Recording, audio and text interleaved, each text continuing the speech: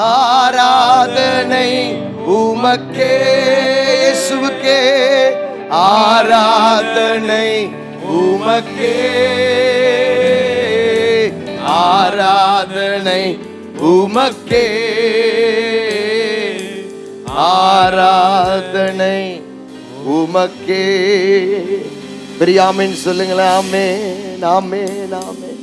இந்த நாள் கூட மிக குறிப்பாக உங்க யாவரையும் அன்போடு கூட வாழ்த்துகிறேன். இதுல மிக குறிப்பாக ரைஸ் அண்ட் பில்ட் என்ற திட்டத்தில் அநேக பிள்ளைகளை நாங்கள் பட்டணத்துக்காக உருவாக்க கர்த்தர் ஒரு தரிசனத்தை கொடுத்திருக்கிறார். ஆமென். இது 3வது ஒரு பேட்ச். இந்த கோவிடுக்கு பிற்பாடு, கொரோனாக்கு முன்பாக இருந்த ரைஸ் அண்ட் பில்ட் பேட்சில் இருந்தவங்க தான் இன்றைக்கு அனௌன்ஸ்மெண்ட் பண்ண அருமையான சிஸ்டர் மலர். அவங்களும் கூட இன்னும் சிலர் அங்கங்கே ஊழியத்தில் இருக்கிறாங்க. இந்த 3rd பேட்ச் நடந்து கொண்டிருக்கிறது. அது இந்த மாதம் ஆரம்பிக்கப்பட போகிறது. ஆகஸ்ட் 15க்கு பிற்பாடு இன்னும் சேர வேண்டிய சில பிள்ளைகள் இருக்கிறாங்க. ஆனால் காலத்தில் சீக்கிரமாகவே வர சொல்லிட்டோம். ஏன் சீக்கிரமாக எல்லாரையும் வர சொல்லிட்டோன்னு கேட்டிங்கன்னா, ஸ்பெஷலான டெலிவரன்ஸ் சர்வீசஸ் எல்லாம் ஆகஸ்ட் 1, 2, 3 வச்சுருந்தோம். ஆனால் எப்பவுமே ஆகஸ்ட் 15க்கு பிற்பாடு தான் ரைஸ் அண்ட் பில்டுடைய அஃபிஷியல் டேட் துவங்கும். அந்த பிள்ளைகளை நான் வருகிற வாரம் உங்களுக்கு அறிமுகப்படுத்துவேன். ஆனால் இந்த திட்டத்துக்கு நம்மளோடு கூட இணைந்து உதவுகிற பலர் இருக்கிறாங்க. இவங்களை எண்ணி நான் தேவனை துதிக்கிறேன். இவங்களுடைய அன்பு, ஊழியத்தில் நாங்கள் பிள்ளைகளை உருவாக்க அவங்க எங்களுக்கு செய்கிற உதவிகள், அந்த வரிசையில் கடந்த மாதம் நிறைய குடும்பம், தனிநபர்கள் உதவி செய்திருக்கிறாங்க. இதில் சிலருடைய உதவி அவங்க க்ரோசரி ஐட்டம்ஸ், மளிகை சாமா பொருட்கள், இப்படி காரியங்களை வாங்கி கொடுக்குறாங்க. இன்னும் சிலர் அவங்க வீட்டில் ஒரு நல்ல விஷயம் இருக்கும் பொழுது, ஒரு பர்த்டேவோ வேற ஏதாவது ஒரு நல்ல விஷயம் இருக்கும் பொழுது, அவங்க ஒரு தனிப்பட்ட மீல், ஒரு டின்னரோ இல்லை லஞ்சோ ரொம்ப ஸ்பெஷலாக அவங்க கொண்டு வந்து பிள்ளைகளுக்கு கொடுக்குற மனிதர்களுடைய பெயரும் இருக்குது. அந்த வகையில் I want to thank brother Jeevanandam என்ற சகோதரர், அருமையான சகோதரர் பிரகாஷ் பால் என்பவங்க, சகோதரர் தாமஸ், டயானா அந்த ஃபேமிலி, அண்ட் டேஃபினி சிஸ்டர். பாருங்கள், இந்த டேஃபினி சிஸ்டர் ரொம்ப வயதானவங்க. அவங்க வயது என்னன்னு தெரியல. யாருக்காவது தெரியுமா அவங்க வயது என்ன இருக்கும்னு? மிட் 70s இருக்குமா? 76 வயசு, 76 வயசு அம்மா. கிட்டத்தட்ட 3/4 மணி நேரம் வீட்டில் இருந்து நடந்து ஆலயத்துக்கு வரவங்க. ஆலயம் அப்பப்போ என்னை வந்து பார்ப்பாங்க. என்னை வந்து பார்த்து ரொம்ப விசாரிக்கிறவங்க. அவங்க என்ன தெரியுமா வாங்கி கொடுத்துருக்குறாங்க? அவங்க ஒரு ரிட்டையர்டு நார்மல் ஸ்கூல் டீச்சர். நீங்கள் நினைக்கிற மாதிரி பெரிய கான்வென்ட்டோ கவர்மெண்ட் ஸ்கூலோ இல்லை, ஒரு நார்மல் ஸ்கூலில் டீச்சராக இருந்தவங்க. அது ஏன் சொல்கிறேன்னு கேட்டால், அவங்க ரொம்ப பெரிய வசதி படைத்தவங்க இல்லை. ஆனால் அவங்க சக்கரை 4 கிலோ வாங்கி கொடுத்துருக்குறாங்க. கை தட்ட மாட்டோமா? சக்கரை 4 கிலோ. ஆமேன்.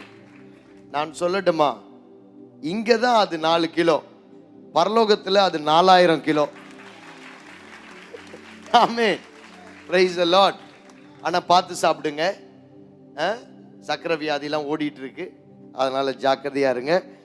அருமையான சகோதரர் சாம் வெஸ்லி, சகோதரர் சாம்வெல் மற்றும் சகோதரி பிரமிளா, அந்த குடும்பத்தினர். சாவித்ரி என்ற சகோதரி. அடுத்தது சகோதரர் சுதன் மேத்யூ. உங்க எல்லாரையும் நான் அன்போடு கூட வாழ்த்துக்கிறேன். மாசத்துக்கு ஒரு தடவை இப்படிப்பட்ட உதவி செய்கிறவங்களை அடையாளம் கண்டு ஜெபிக்கிறோம் அவங்களுக்காக. அப்படியே கரங்களை உயர்த்தி ஒரு சின்ன பிளெஸ்ஸிங்கை இந்த கம்யூனியன் சர்வீஸ் அண்டு இந்த வீட்டு பிள்ளைகள் மேலே வைப்போமா? பட்டணத்துக்கு, தேசத்துக்கு தலைவர்களையும் சீஷர்களையும் தங்க வச்சு உருவாக்குற இந்த ஊழியத்தில் எங்களோடு கூட உறுதுணையாக நின்று இந்த ஊழியத்தை தங்களால் முடிந்த வரை தாங்குகிற இந்த ஒவ்வொரு பிள்ளைகளையும் கர்த்தர் நீங்கள் ஆசீர்வதிப்பீராக, அங்கீகரிப்பீராக. உம்முடைய பலத்த கரத்துக்குள்ள அவங்கள ஒப்பு கொடுக்கிறோமாப்பா. இயேசுவின் மூலம் ஜெபிக்கிறோம் நல்ல பிதாவே, ஆமேன் சொல்லுங்களேன். Price the Lord. இப்போ காட்ஸ் வேர்டுக்குள்ள போக ரெடி ஆயிட்டீங்களா? அதுக்கும் முன்னாடி உங்களை கணக்கு கேட்கணுமே. இந்த கணக்கு கேட்கறது இருக்கு பாருங்க, அது இயேசுவுடைய ஒரு குணம், அது இயேசுகிட்ட இருக்கிற ஒரு குணம். இயேசு எப்பெல்லாம் கோபப்பட்டு இருக்கிறார்னு நீங்க பைபிள்ல பாருங்களேன். நான் சொல்லட்டுமா உங்களுக்கு? ஒன்று, அவர் ஆலய துஷ்பிரயோகம் செய்யப்படும் பொழுது கோபப்படுகிறார். ஆலயத்துடைய ஜனங்கள் ஆலயத்துடைய உண்மையான மதிப்பை புரிந்து நடக்காத போது அவர் என்ன பண்றாரு? கோபப்படுறார். அவர் சொல்றாரு, இது பிதாவின் வீடு, என் பிதாவின் வீடு எல்லா ஜனத்துக்கும் ஜெப வீடுன்றார். கோபப்பட்டாரா? அடுத்தது நீங்க அவர் கவனிங்க. எல்லாம் பெற்று கனி கொடுக்காமல் இருக்கும் பொழுது அவர் கோபப்படுறார். அதை வெட்டி போடுங்கன்றார். கனி கொடுக்காத அத்தி மரத்தை சபிக்கிறாரு. தோட்டக்காரனா அவர் இருந்து பிதா கிட்ட கேட்கிறாரு, இன்னும் ஒரு வருஷம், இன்னும் ஒரு வருஷம், 3 வருஷம் மேக்சிமம் எக்ஸ்கியூஸ் கொடுத்தாரு. அதுக்கப்புறம் கனி கொடுக்கலன்னும் போது, இது தோட்டத்துல குப்பையா இருக்கு, அதை வெட்டி போடுங்கன்னு கோவப்படுறார். மூன்றாவது சொல்லட்டுமா எப்போ கோவப்படுறாருன்னு? மாய் மாளத்தனத்தை அடையாளம் காணும் போது கோவப்பட்டார். விபச்சாரிகள் மேல அவர் என்ன பண்ணல? கோபப்படல. அவங்க சொன்னாங்க, ஆண்டவரே எங்களை மன்னிச்சிருங்க, நாங்க ரொம்ப பாவியான பெண்கள். அவங்கள அன்பா ஏற்றுக்கொண்டார். போமா, இனி செய்யாத, நானும் உன் மேல கல்லெறிய மாட்டேன், போயிட்டு வாமா அப்படின்னுட்டார். பயங்கரமான பாவிகள், எல்லா இடத்துலயும் லஞ்சம் ஊழல் பண்ண அந்த பரிசேயர்களை சகேயு வீட்டுக்கு போயிட்டு சகேயு மனம் திரும்பும் போது சொல்லிட்டாரு, இன்னைக்கு உன் வீட்டுல ரட்சிப்பு வந்துருச்சுப்பா அப்படின்னு சொல்லி அந்த வீட்டுல உட்கார்ந்து சாப்பிட்டாரு. எல்லாரும் கேட்டாங்க, இவர் என்ன இவரு தீர்க்கதரிசின்னு பேர் வச்சுக்கிட்டு பெரிய தன்னை தேவனுடைய குமாரன் என்று சொல்லிக்கிட்டு பாவிகள் வீட்டில் விபச்சாரிகளோடு பரிசேயர்களோடு உட்கார்ந்து சாப்பிட்டுட்டு இருக்கிறாரு. சரிக்கு சமானமா. அவருக்கு தெரிய வேணாம் ஒரு தீர்க்கதரிசினா இவங்கெல்லாம் யாரு, எப்பேற்பட்டவங்கன்னு மத தலைவர்கள் பேசினார்கள். அவங்களுக்குள்ள ஒரு மாய்மாலத்தை பார்த்துட்டார். அப்படின்னா என்ன? அவங்க முகமும் அவங்க உள்ளமும் ஒத்து போகல, அவங்க உதடும் அவங்க உள்ளமும் சேரல. ஒரு மனிதன் ஆனா 2, அது இயேசுவுக்கு பிடிக்கல. அவங்கள பார்க்கும்போது கோவப்பட்டார். இன்னொரு ஒரு இடம் உங்களுக்கு இதோட நான் முடிக்கிறேன். இன்னைக்கு செய்தி எதுலெல்லாம் இயேசு கோவப்பட்டார்ன்றது இல்லை, இயேசு உங்களை நேசிக்கிறார். ஆமென். அது எப்போன்னு கேட்டீங்கன்னா, ஆண்டவருடைய பிள்ளைகள் இந்த வளம் வீணாகுது பாருங்க, அந்த கணக்கு கேட்கிறார். 5 கொடுத்த, 2 கொடுத்த, 1 கொடுத்த, என்ன பண்ண? உனக்கு இதெல்லாம் கொடுத்துட்டு போன, என்ன பண்ண? திரும்ப வரும்போது நான் கொடுத்த வரங்கள் கிருபைகளை என்ன? கணக்கு கேட்கிறார். கணக்கு கேட்கும் போது கணக்கு வரலன்னா அப்ப என்ன ஆயிடுறாரு? ஆண்டவர் கோபப்படுறாரு. அவருடைய கோபம் நீதியின் கோபம் பாருங்க. ஒரு ஜஸ்டிஸ், ஒரு ஜட்ஜ் இருக்கிறார். அவர் நியாயஸ்தானத்துல உட்கார்ந்து அவர் கோபப்பட்டார்னா அது நீதியின் கோபம். தேசத்தில் இருக்கிற அநியாயம் அட்டூழியத்தை எதிர்த்து வருகிற கோபம். Amen. It is a holy anger. இயேசு படுகிறது holy anger, நீதியின் கோபம். அப்போ அவர் என்ன கேட்பாரு? கணக்கு கேட்கும் கர்த்தர். எல்லாரும் வலது கரத்தை உயர்த்தி அந்த வார்த்தைகளை சொல்லுங்க. கணக்கு கேட்கும் கர்த்தர். உங்களுக்கு ஒரு ஊரை பத்தி சொல்றேன். இஸ்ரவேல்ல நாசரேத்துன்னு ஒரு ஊர் இருந்தது. அதுல தானே இயேசு வளர்ந்தாரு. இந்த நாசரேத் ஊர்ல என்ன இயேசு சொன்னாரு? லூக்கா 4ஆம் அதிகாரத்துல பாப்பீங்க, எடுக்காதீங்க, கவனிங்க, என்ன பாப்பீங்க. அங்க சொல்றாரு, எந்த தீர்க்கதரிசிக்கும் சொந்த ஊர்ல கனம் இல்ல. நீங்க என்ன பார்த்து சொல்லுவீங்க, கப்பர்நகம்ல செய்தியே இங்க செய்ய, அந்த ஊர்ல கானான்ல செய்தியே இங்க செய்ய அப்படின்னு அற்புதங்களை நீங்க சொல்லி கேட்பீங்க.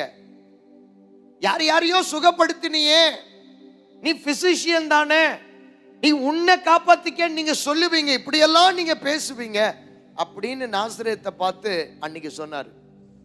இன்னொரு ஊரை எடுத்துக்காட்டா காட்டினார். அந்த எந்த ஊருன்னு கேட்டா கப்பர்நகும். கப்பர்நகும் இந்த மாதிரி ஏரியாலெல்லாம் இயேசு ஹெட் குவார்டர்ஸா வச்சு ஊழியம் பண்ண இடங்கள். இப்போ கவனிங்க, இது 2000 வருஷத்துக்கு முன்னாடி. இப்போ இஸ்ரேலுக்கு போனீங்கன்னா எந்த ஊரை திட்டினாரு அந்த ஊர் இன்னும் இருக்கு. ஒரு ஆமென் சொல்லுங்க.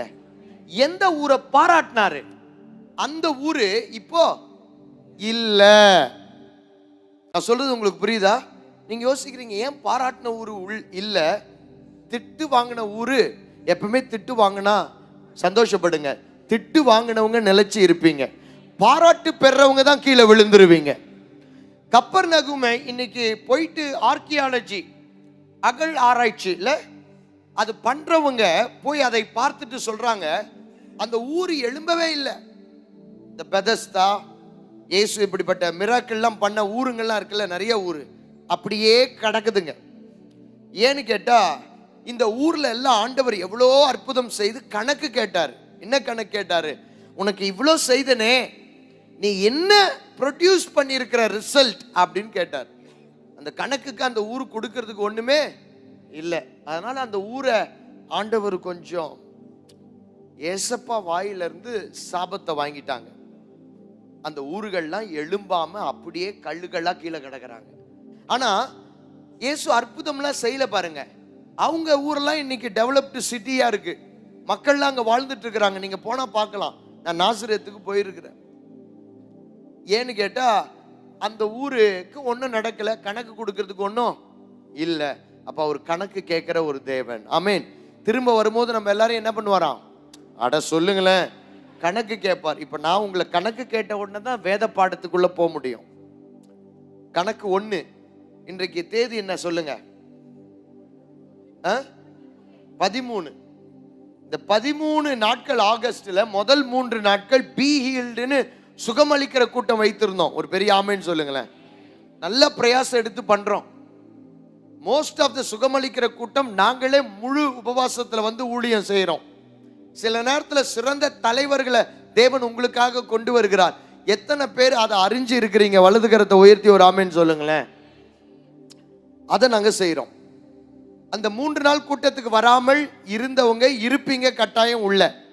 போன வாரம் உங்களை கணக்கு கேட்டேன், எத்தனை பேர் 3 நாள் கூட்டத்துக்கு வரலன்னு. ஆனா இந்த நாள் ஒரு குரூப்பை நான் பாராட்ட விரும்புறேன். யாருன்னு கேட்டா, அந்த 3 நாள் பி ஹீல்டு கூட்டத்துக்கு நான் வரல, ஆனா நைட் பிரேயருக்கு நான் என்ன ஆயிட்டேன்? நான் வந்துட்டேன். அப்படிப்பட்டவங்க மாத்திரம் கையை உயர்த்துங்க பார்க்கலாம். நான் 3 நாள் பி ஹீல்டுக்கு வரல, ஆனா நைட்டு பிரேயருக்கு நான் வந்துட்டேன். நீங்க மாத்திரம் எழுந்து நில்லுங்க பார்க்கலாம். நல்லா எழுந்து நில்லுங்க. நீங்க மாத்திரம் பரவாயில்ல, தப்பு இல்லை. உங்களை பாராட்ட தான் உங்களை நிக்க சொல்றேன். உங்களை ஏன் பாராட்டணும்னு கேட்டா, ஏதோ ஒரு காரணத்தினால 3 நாள் உங்களால வர முடியல, மேலேயும் கொஞ்சம் பேர் இருக்கிறீங்க. ஆனா அதனால மீட்டு கொள்ளும்படி இல்ல, நீங்க வாங்க, இங்க மேல வாங்க, சீக்கிரமா வாங்க, கையை தட்டி அவங்களை அன்போடு வரவே இருப்போம்.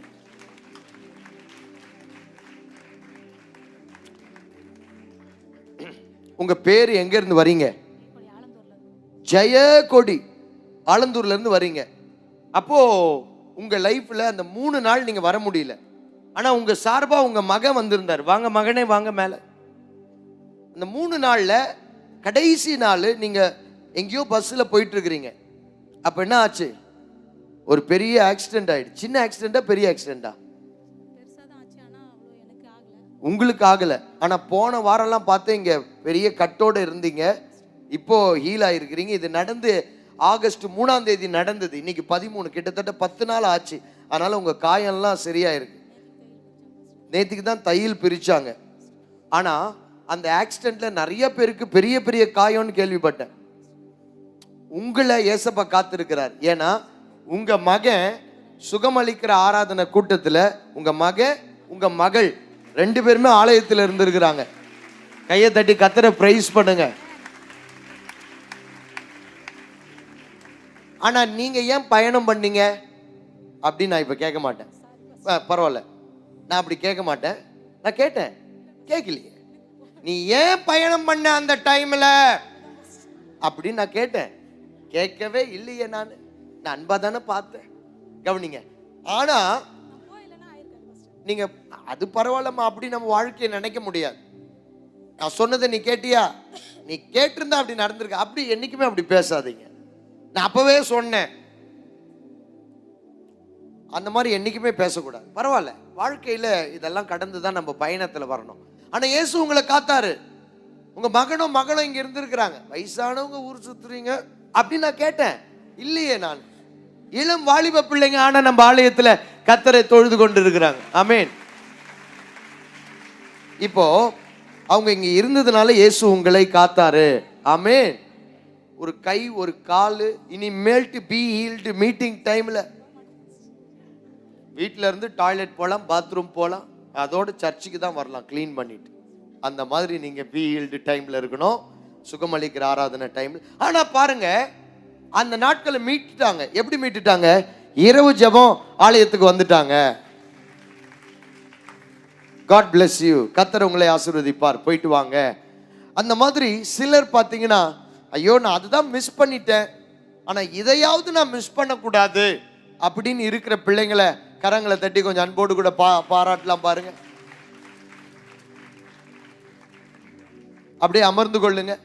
இப்போ ஆகஸ்ட் முதல் சண்டே நான் வந்தேனே, அதோட இந்த சண்டே வந்திருக்கிறேனே, இதோட அடுத்த சண்டே நான் வருவேனே அப்படின்னு ஒரு கிரவுட் இருப்பீங்க. சண்டே சண்டேனா இங்க வந்துருவீங்க. அடுத்தது இன்னொரு கிரவுட் இருப்பீங்க, நான் போன கம்யூனியனுக்கு வந்தேனே, இந்த கம்யூனியனுக்கு வந்துட்டேன் பாருங்க. உங்களை நான் பாராட்டவா என்ன செய்யட்டும்? புரியுதா? அப்படி இருக்காதீங்க. ஏதாவது ஒரு வகையில நீங்க பங்கு கொள்ளணும். நீங்க எல்லாம் வரணும்னு நான் ஒரு நாள் உங்களை கேட்கல. ஆனா எதுக்குமே நீங்க வராம ஞாயிற்றுக்கிழமை கிறிஸ்தவர்களா நீங்க இருந்துட்டீங்கன்னா உங்க வாழ்க்கையில தேவனுடைய பிரசன்ஸை நீங்க அனுபவிக்காம இருப்பீங்க. அங்க ஒரு அம்மா இருக்கிறாங்க, அந்த அம்மாவை கூட்டிட்டு வாங்க. சிஸ்டர் யூனிஸ், அவங்கள சீக்கிரமா ஓடி வாங்க பார்க்கலாம். அந்த மாதிரி தான் கர்த்தர் உங்களுக்கு கிருபை கொடுத்திருக்கிறார். அவர் வருகை மட்டும் உங்களை பாதுகாப்பார். வாங்க, சீக்கிரமா வாங்க. கரங்களை தட்டி அன்போடு வரவேற்போம். ஒவ்வொரு வாரமும் நீங்க சாட்சி சொல்லணும். ஒவ்வொரு வாரமும் யாராவது சாட்சி சொல்லணும். அருமையான சிஸ்டர், உங்க பேரை நான் சொல்லிட்டேன், இருந்தாலும் உங்க பேரு, நீங்க எங்க இருந்து வரீங்க? வாங்க, இங்க வாங்க, பயப்படாதீங்க. நான் என்னோட பேரு யூனிஸ், சூளையில இருந்து வரேன். யூனிஸ் சிஸ்டர், சூளைமேட்ல இருந்து வரீங்க. சூளை. ஓ, அது வேற இது வேறயோ? அது மேடு, இது நார்மல் சூளை. Okay, good. அப்ப இந்த சூளையில இருந்து நான் உங்களை பார்த்தனே பி ஹீல்டுல கூட வந்தீங்களா? ஆமா, பரவாயில்ல. எல்லா நாளும் இல்லைனா கூட ஏதோ ஒரு நாள் உங்களை நான் பார்த்தேன்னு நினைக்கிறேன். லாஸ்ட் டேவோ ஏதோ ஒரு day. First day. Very good. அதுக்கப்புறம் உங்களை நைட் ப்ரேயர்லயும் நான் பார்த்தனே. இந்த நைட் ப்ரேயர்லயும் சூளையில இருந்து ஒரு தனியா நீங்க எப்படி இங்க வருவீங்க? டாக்ஸியா, ஆட்டோவா? இல்ல, வீட்ல கார் இருக்கு, டிரைவர் போட்டு வந்தேன். டிரைவரை போட்டு, ஆக்டிங் டிரைவர். ஆனா நிஜமா ஓட்டுவார். Very good. ஆக்டிங் டிரைவரை போட்டு அவருக்கு நீங்க பணத்தை கொடுத்து வாகனத்துல ஃபியூவல் போட்டுக்கிட்டு சூளையிலிருந்து இங்க ஒவ்வொரு கூட்டத்துக்கும் வந்து கர்த்தருடைய பிளெஸிங்கை பெற்றுக்கொள்ளுகிறீங்க. ஆண்டவர் உங்க வாழ்க்கையில என்ன செய்துட்டு இருக்கிறார் சொல்லுங்க. ஏசப்பா உங்களை எப்படி பிளஸ் பண்ணிட்டு இருக்கிறாரு? நிறைய விதத்துல பிளஸ் பண்றார் பாஸ்டர். எனக்கு ஆஃபீஸ்ல நிறைய பிரச்சனை இருக்கும். லைக் இப்போல்லாம் வந்துட்டு 22 வருஷமாக யாருமே அப்பாயின்மெண்ட் பண்ணுறதில்ல. பட் எனக்கு நிறைய, கிட்டத்தட்ட ஒரு 20-25 பேரோட வேலை செய்கிறேன். ஒரு 5 மாதமாக நிறைய ஒர்க் கொடுத்துட்டாங்க. ஆனாலும் வந்துட்டு இது எல்லாத்தையும் என்னால் செஞ்சு முடிக்க முடியுது.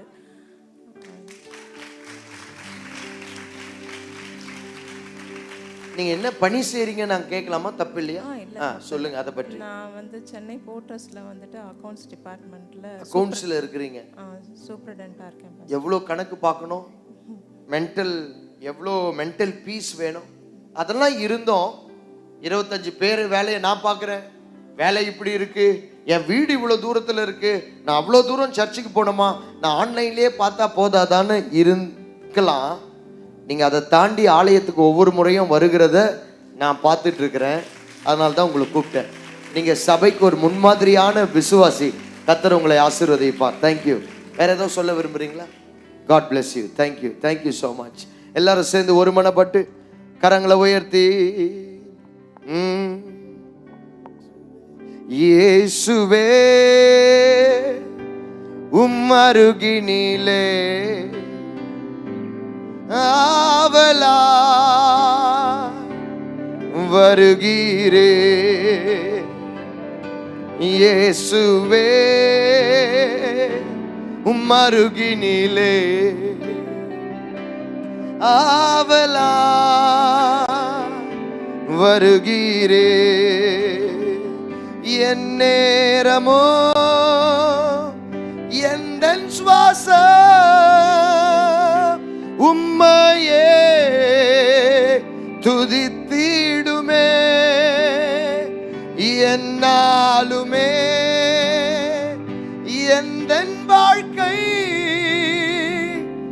உந்தன் மகிமை பாடிடுமே. கரங்களை உயர்த்தி சொல்லுங்களேன், நன்றிப்பா.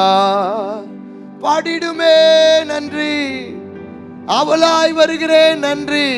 சொல்லுங்களேன், கட்டாயத்தினால அல்ல, அவளாய் வருகிறேன், தாகமாய் வருகிறேன், ஏக்கத்தோடு வருகிறேன், வேலையெல்லாம் விட்டுட்டு வருகிறேன், பணமெல்லாம் செலவு பண்ணி வருகிறேன், நடந்து வருகிறேன், தியாகம் பண்ணிட்டு வருகிறேன். ஓ, உங்க மேல இருக்கிற ஆசையினால,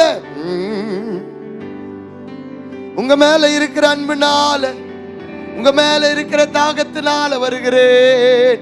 கரங்களை தட்டி கர்த்தரை குளோரிஃபை பண்ணுங்க. ஆமென். Praise the Lord.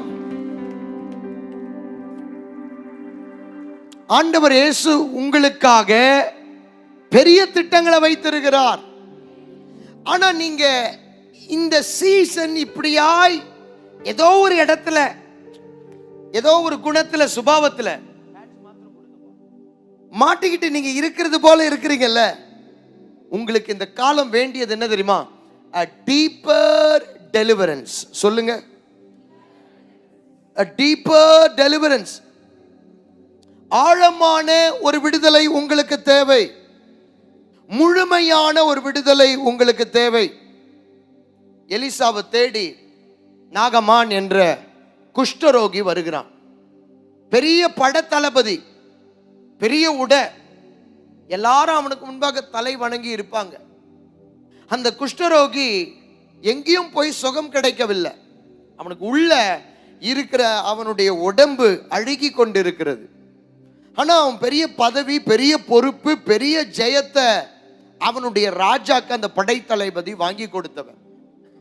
அவனுடைய வாழ்க்கையில எல்லாம் இருக்கு, பணம் இருக்கு, பட்டம் இருக்கு, பதவி இருக்கு, கனம் இருக்கு, மதிப்பு இருக்கு, வேலைக்காரங்க இருந்தாங்க. ஆனால் சரீரத்தில் ஒரு, உள்ளத்துல ஒரு ஆழமான சமாதானம் இல்லை. இனிமேல்ட்டு பட்டணத்துல இப்படிப்பட்ட வார்த்தைகள் நிறைய கேட்பீங்க. நல்லா கவனிங்க, இதுதான் அமெரிக்கா நாட்டில் நீங்க கேட்கக்கூடியதா இருக்கும். அமெரிக்கன்ஸ் இல்ல யூரோப்பியன்ஸ் என்ன சொல்லுவாங்கன்னு கேட்டா, எங்களுக்கு குறைவு ஒண்ணுமே இல்லை அப்படின்வாங்க. எங்களுக்கு வீடு இருக்கு, வாகனம் இருக்கு, பணம் இருக்கு, வசதி இருக்கு, எல்லாம் இருக்கு. ஆனா தனியா இருக்கிறோம், தனிமையா இருக்கிறோம்வாங்க. எங்களுக்கு உறவுகள், பந்தங்கள் யாருமே இல்லை அப்படின்னு சொல்லுவாங்க. அதே டைம்ல எங்களுக்கு ஒரு பெரிய சமாதானம் இல்லைன்னுவாங்க. அவ்வளோ பெரிய நாட்டை உழுக்கிறதுக்கு கேன்சர் என்ற ஒரு பெரிய சாத்தான் இருக்கிறான். அவனை அவங்களால ஒடுக்க முடியல. ஒவ்வொரு வீட்டிலையும் யாராவது ஒரு கேன்சர் பேஷண்ட்ஸ் இருப்பாங்க. அவங்க எல்லாரும், எங்கள்கிட்ட எல்லாம் இருக்கு, பணம் இருக்கு, அறிவு இருக்கு, ஞானம் இருக்கு, ஆனா இதை ஜெயிக்க முடியலையே, தனியா இருக்கிறோமே, அன்பு காட்ட, ஆதரவு காட்ட யாருமே இல்லையே அப்படின்னு தனிமையினால ரொம்ப பாதிக்கப்படுவாங்க. ஏன், மேற்கத்திய நாட்டுக்கு வேலைக்காக பயணம் பண்ற நிறைய இந்தியர்கள் சொல்லுகிற வார்த்தைகள் இது. இந்தியர்கள் நம்ம எப்படி பழகிட்டோம்னு கேட்டா, சமுதாயத்துல இருந்து பழகிட்டோம். நம்ம வீட்டை விட்டு வெளியில வந்தா எதிர் வீட்டுக்காரங்கள்ட்ட பேசுவோம், அக்கா என்னக்கா எப்படிக்கா இருக்கிறீங்க, அண்ணன் எப்படி இருக்காரு அப்படின்னு பேசுவோம். அப்படியே வெளியில போய் ஒரு இடத்துல அட்ரஸ் தெரியலனா, ப்ரோ இந்த அட்ரஸ்க்கு நான் எப்படி போறது ப்ரோ அப்படின்னு சொல்லி பேசுவோம். ஆனா வெளிநாடுகள்ல, பல நாடுகள்ல நீங்க அப்படி கேட்க முடியாது. அட்ரஸ் கூட நீங்க தொலைஞ்சிட்டா நின்று கேட்கறதுக்கு ஆட்கள் யாரும் பக்கத்துல இருக்க மாட்டாங்க. அந்த அளவுக்கு நாடுகள் இருக்கும். எல்லாருமே பிஸியா இருப்பாங்க, வாகனத்துல போய்கிட்டு வந்துட்டு. அப்படிப்பட்ட இடத்துல சமாதானம் இல்லையே. அது அந்த நாடுகள்ல கேட்டது உண்டு. நான் உங்களுக்கு ஒரு உண்மை சொல்லட்டுமா?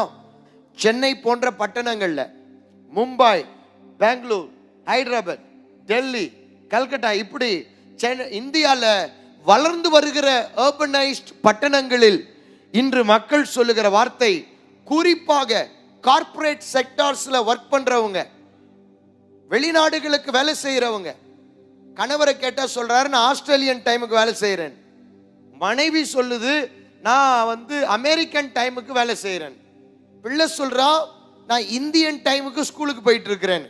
ஒருத்தங்க கிராஸ் ஆகுறாங்களே ஒழிய அவங்க வாழ்க்கையில எவ்வளோ பணம் சம்பாதிக்கிறது எதுக்கு? குடும்பமா வாழ்றதுக்கு. குடும்பமா வாழாம பணம் சம்பாதிக்கிறாங்க. நிறைய பேர் இனிமேல் என்ன சொல்ல போறாங்க தெரியுமா? இயேசுவை முழுமையா அறியாதவங்க, டீப்பர் டெலிவரன்ஸ் அடையாதவங்க, பரிசுத்த ஆவியானவரோடு ஒரு நெருக்கமான உறவு இல்லாதவங்க இப்படி சொல்லுவாங்க. அவங்க எங்க வாழ்க்கையில எங்களுக்கு ஓன அபார்ட்மெண்ட்ஸ் இருக்கு, நாங்க ஒரு ஃபேமிலி கார் கூட இப்போ வாங்கிட்டோம், எங்க வீட்டில் நாங்க இப்போ டூருக்கு போறோம், நாங்க அப்பப்போ வெக்கேஷனுக்கு போவோம், ஆஃபீஸ்லேயே எங்களுக்கு இதுக்கெல்லாம் பணம் கொடுக்குறாங்க, எங்க ஃபேமிலியில நாங்க ஒருத்தங்க எங்க ஆஃபீஸால வெளிநாட்டுக்கு அனுப்பப்பட்டு வந்திருக்கிறோம், we have traveled abroad. இதெல்லாம் தேவனுடைய ஆசீர்வாதங்கள்னு சொல்லிட்டு ஒன்று சொல்லுவாங்க, எங்க வாழ்க்கையில் ஆழமான சமாதானம் இல்லை, எங்க குடும்பத்தில் ஒரு பெரிய அன்பு ஒற்றுமை எங்க ஃபேமிலிக்குள்ள இல்லை அப்படின்னு பல விதமான காரியங்களை வருகிற நாட்கள்ல பட்டண கலாச்சாரத்தில் நம்ம கேட்க போகிறோம். அதனால தான் தேவன் என்ன சொல்றான்னு கேட்டா, அவருடைய பிள்ளைகளுக்கு ஒரு டீப்பரான டெலிவரன்ஸ் வேணும், ஆழமான டெலிவரன்ஸ் வேணும். ஸோ இந்த நாகமானுக்கு வெளித்தோற்றமான ஒரு வாழ்க்கை இருந்தது, ஆனா உள்ள அவனுக்கு என்ன இல்லை? நிறைவு இல்லை, சமாதானம் இல்லை. அவனுடைய உடம்பு அழுகிட்டு இருந்தது. சொல்லுங்களேன், இயேசு சொல்லி இருக்கிறாரு, வியாதியை உன்னிலிருந்து விலக்குவேன். வலது கரத்தை உயர்த்தி சொல்லுங்க பார்க்கலாம், எல்லா சத்தமா சொல்லுங்க, வியாதியை என்னிலிருந்து விலக்குவேன். இயேசு உங்களுக்கு வேர்டு கொடுத்திருக்கிறார். ஆமென். அந்த தைரியத்துல நீங்க இருக்கணும். அவருடைய வார்த்தை அது. எப்படி அந்த வியாதி வரும்? உங்களுக்கு வராது. ஏன்னா அதை விலக்குவேன்னு. ஏங்க, ஆட்டு ரத்தத்துக்குள்ள இருக்கிறவங்களை பார்த்தே நீங்க என்ன சேவிங்க, என்ன நீங்க சேவிச்சீங்கன்னா வியாதியை உங்கள்ட்ட இருந்து நான் விலக்குவேன்னு சொன்னார்னா, இயேசு கிறிஸ்துவின் ரத்தத்துக்குள்ள இருக்கிற உங்களுக்கும் எனக்கும் அந்த வார்த்தை எவ்வளவு அதிகம் உரிமை கொண்டாடலாம். ஆமென். கையை தட்டி எவ்வளவு அதிகம் உரிமை கொண்டாடலாம். வியாதியை உன்னிலிருந்து உன் பூரண ஆயுசு நாட்களை நீ நிறைவேற்றுவாய். ஆமென். ஒரு செகண்ட் கூட கம்மியாக நீங்க என்ன ஆகக்கூடாது? ஒத்துக்க கூடாது. சொல்லுங்க, நான் ஒத்துக்க மாட்டேன். தேவன் எனக்காக வச்சிருக்கிற பூரண ஆயுசு நாட்களை அவருக்காகவே, அவர் மகிமைக்காகவே நான் வாழ்ந்து தீர்ப்பேன். கையை தட்டி இப்போ கர்த்தரை குளோரிஃபை பண்ணுங்க. ஆமென். அப்போ இப்படிப்பட்ட சம்பவங்கள் நிறைய இக்காலத்தில் கேள்விப்படுவோம். நாகமான் அப்படிப்பட்ட ஆளு வந்தாரு. அவர் வீட்டுக்கு வரும்போது அவர் வீட்டில் இருக்கிற ஒரு வேலைக்கார பெண், அவளுடைய பதவி உலகத்தில் வீட்டு வேலைக்காரி, அவ இருதயமோ தேவனுடைய அன்பினால் நிறையப்பட்டது. எப்படின்னு கேட்டா, அவளுக்கு டீப்பர் டெலிவரன்ஸ் இருந்தது. நல்லா கவனிங்க, அவ அடிமை பெண், அவ சரீர ரீதியாய் அடிமை பெண், ஆனா ஆவியில விடுவிக்கப்பட்ட பெண். ஆனா இங்க ஒருத்தன் அவன் சரீர ரீதியா உலக ரீதியா அவன் பதவி பட்டம் பெயர் புகழ் ஸ்தானம் இருந்தாலும் அவன் ஆவியில ஒரு டீப்பரான டெலிவரன்ஸ் பெறாத ஒருவன். புரியுதா உங்களுக்கு? நிறைய பேர் இப்படி இருப்பீங்க. உலகத்துல நிறைய உங்களுக்கு இருக்கும், ஆனா உங்களுக்குள்ள முழுமையான ஆழமான விடுதலையை இன்னும் பெறாமல் இருப்பீங்க. சிலர் எப்படின்னு கேட்டா, இந்த உலகத்துல உங்களுக்கு சில ஆசீர்வாதங்கள் நன்மைகள் கிடைக்காமல் இருக்கும், ஆனா உங்களுக்குள்ள ஆவியானவர் சொல்லுகிறார், உனக்கு நான் எவ்வளவு ஆழமான ஒரு விடுதலைய, ஒரு ரட்சிப்பை உனக்கு நான் கொடுத்திருக்கிறேன், உன்னை விடுதலையாக்கி இருக்கிறேன். ஆனா உங்க லைஃப்ல டீப்பர் டெலிவரன்ஸ் உங்களுக்கு வேணும். அதனுடைய சிம்டம்ஸ் உங்க லைஃப்ல நிறைய ஆவியானவர் காட்டுறாரு. அதை பற்றி தான் இன்றைக்கு நான் உங்களுக்கு உணர்த்த போறேன். இந்த அடையாளங்கள், இந்த சிம்டம்ஸ் எல்லாம் உங்க லைஃப்ல இருந்தா உங்களுக்கு ஒரு டீப்பரான டெலிவரன்ஸ் வேணும். நாகமான், சொல்லுங்க நாகமான். அந்த நாகமான் கேள்விப்படுறாரு அந்த அடிமை பெண் மூலமா, ஐயா எங்க ஊர்ல ஒரு தீர்க்கதரிசி இருக்கிறார், நீங்க போங்க. இந்த எலிசா தீர்க்கதரிசி என்ன பண்ணுவார்னு கேட்டீங்கன்னா, அவர் ஜெபம் பண்ணுவாரு, கர்த்தர் உங்களுக்கு பெரிய சுகத்தை கொடுப்பாரு அப்படின்னு சொல்றார். அவ்வளவு பெரிய பதவி எல்லாத்துல இருக்கிற இந்த அடிமை பெண்ணுடைய பேச்சை கேட்கிற அளவுக்கு அந்த அடிமை பெண் அந்த வீட்டில் ஒரு சாட்சியை சம்பாதித்து இருக்கிற பெண். நார்மலா என்ன சொல்லுவாங்க, அடிமை பெண்ணை பார்த்து. வேலைக்கு போன பெண்ணு கூட இல்லை, அடிமை, கொத்து அடிமை. உனக்கு பணம் கூட கிடையாது, உனக்கு சாப்பாடு கிடைக்கும், அவ்வளவுதான், அடிமை. அப்படி பிசாசுடைய ராஜ்யத்தில் அடிமையா இருந்து அந்த சாப்பாடை சாப்பிட்டுட்டு இருந்த ஒரு பொண்ணு. அப்படிப்பட்ட பெண்ணை என்ன சொல்லுவாங்க, ஏய் உன் வேலை என்ன, அதை நீ பாரு, நீ எனக்கு சொல்லாத, எங்க ஊர்ல நாங்க பார்க்காத ஆட்கள் இல்லை, பார்க்காத வைத்தியம் இல்லை, உன் வேலையை நீ பாரு. ஆனா அவளுக்குள்ள ஒரு எண்ணம், நான் நம்புறேன் அவள் ஜெபிச்சிருப்பான்.